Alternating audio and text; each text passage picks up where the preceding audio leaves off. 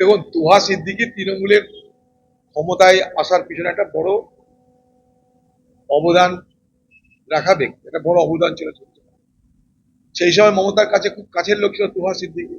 যখন রেল মন্ত্রী ছিল বলেছিল ফুলপুরা শরীফে রেল দিব, কত কি দেবে, দেবার তো কোনো ঠিক নাই। কোথাও রেলের ফ্যাক্টরি দিচ্ছে, কোথাও কোচ ফ্যাক্টরি, কোথাও লাইন। তো আমি রেল মন্ত্রী হওয়ার পর গেছিলাম ফুলপুরা শরীফে ওনাদের আহ্বানে। আমি তখনও বলেছিলাম এগুলো মিথ্যা কথা বলে গেছে মমতা ব্যানার্জি, হবে না। কারণ রেল লাইন পাততে গেলে জমি দরকার, আপনাদের জমি দিচ্ছেন না, জমি নেই। আর জমি দেওয়ার বদলে চাকরি দেওয়ার ক্ষমতা নেই।